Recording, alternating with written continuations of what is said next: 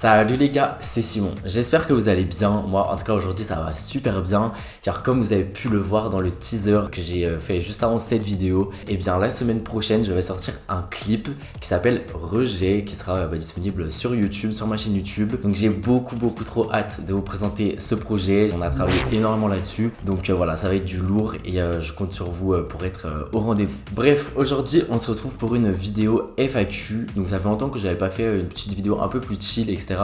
pour échanger un petit peu avec vous et tout. Étant un petit peu plus absent sur YouTube dernièrement par rapport à toute la médiatisation, OnlyFans, etc. Bref, j'étais pas mal occupé sur beaucoup de projets, beaucoup de choses, dont ce clip qui va arriver. Et donc là, je me suis dit, vas-y, tu sais quoi, tu vas refaire une vidéo YouTube. Donc aujourd'hui, je vais répondre à certaines de vos questions, sujets divers et variés. Et puis, je te laisse sans plus attendre avec la suite. Première question, c'est quoi ta pire honte? Don't be shy, dis-nous tout. Alors ma pire honte, une anecdote qui est vraiment plutôt drôle, plutôt même très comique. En gros, je revenais... Il y a un moucheron. Eh ben, il n'y a plus de moucheron.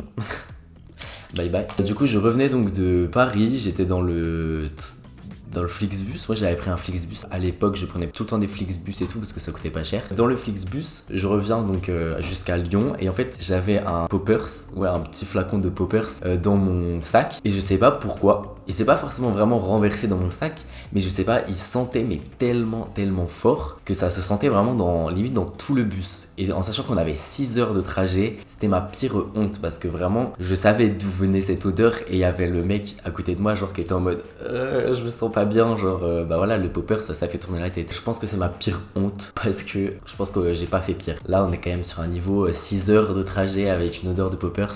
Je peux vous dire que c'était intense. C'était intense.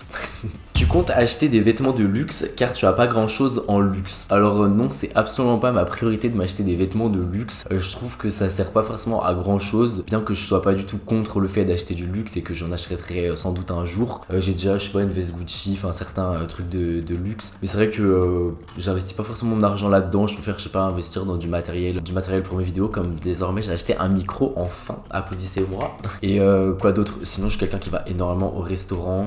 Donc je préfère limite manger tous les soirs au resto que m'acheter la dernière paire de Balenciaga chaque semaine ou tu vois. Je préfère varier les plaisirs et profiter de la vie avec des petits plaisirs simples entre guillemets.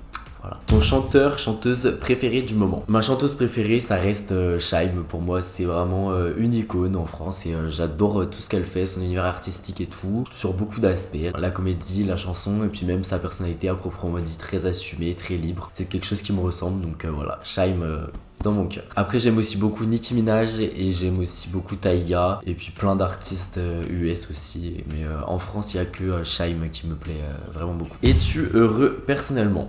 Alors en ce moment, eh bien, ça m'étonne d'ailleurs parce que j'ai tendance à avoir vraiment des hauts, des bas, des hauts, des bas.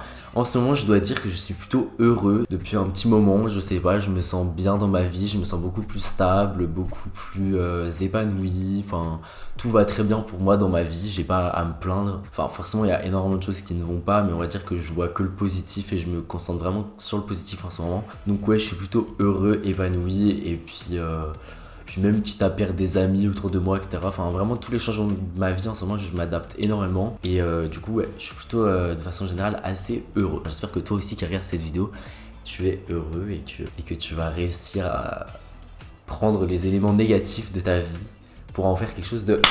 Il y a encore un moucheron positif.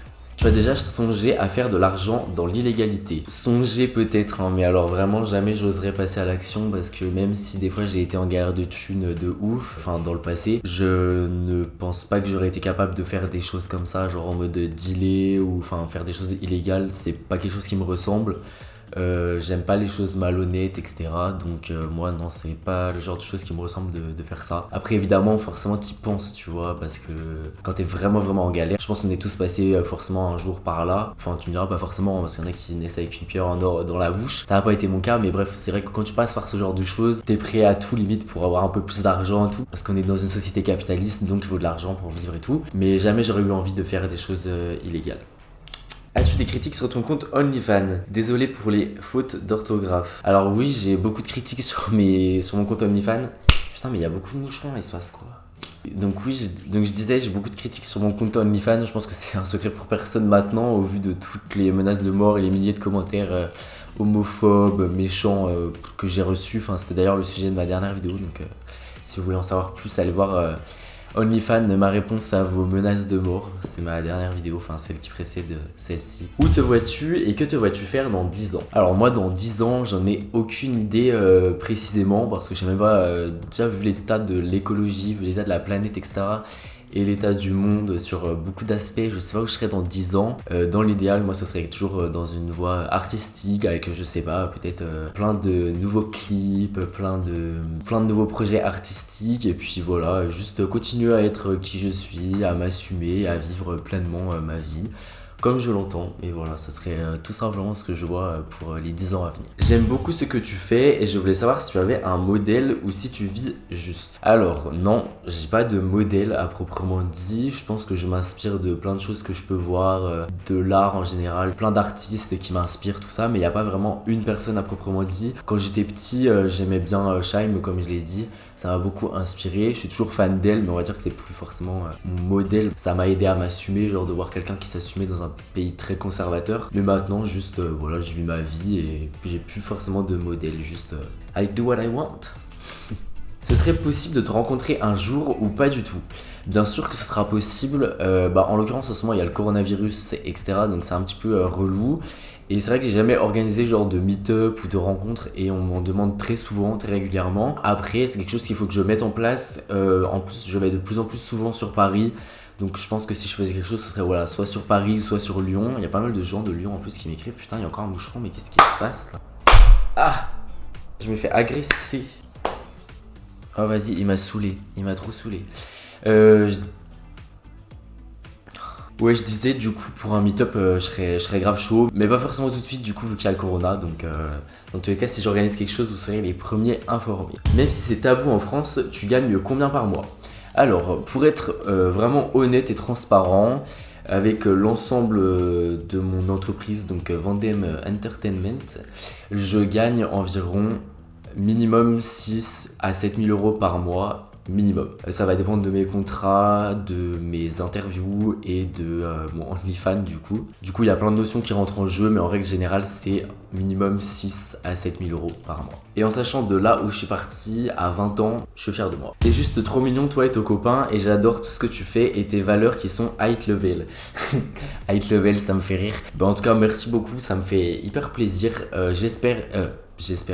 J'essaye de rester toujours le même, enfin comment dire, je pense que certes j'évolue dans le fait où je m'assume de plus en plus, je cherche plus à me cacher ou enfin dans mon style etc, je fais vraiment comme je l'entends, par exemple maintenant je maquille un peu plus, le fond reste le même, j'ai pas changé depuis le début que j'ai commencé YouTube, je reste humain, juste un humain qui est exposé un petit peu plus voilà en ce moment, mais je veux dire je vois pas ce que ça change à proprement dit, donc voilà moi je reste humain et mes valeurs seront toujours les mêmes. De gros projets à venir, point d'interrogation. On veut tout savoir. Entre parenthèses, merci d'être là et d'essayer de faire bouger les choses. Merci à toi pour ce que tu me dis, ça fait trop plaisir.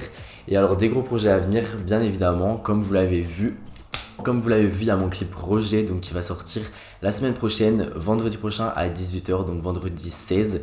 C'est un clip pour lequel j'aurai besoin de vous. C'est un projet qui me tient énormément à cœur et qui, je pense, va en toucher plus d'un, et du moins je l'espère. Et puis pour finir cette vidéo, je vais pas vous demander de laisser un pouce bleu, de vous abonner, etc. comme d'habitude, même si vous pouvez le faire bien évidemment. Je vais vous laisser avec quelques images de ce clip en avant-première. N'hésitez pas à activer une cloche et on se retrouve très très vite. Donc vendredi prochain à 18 h pour la sortie de Roger. Bisous.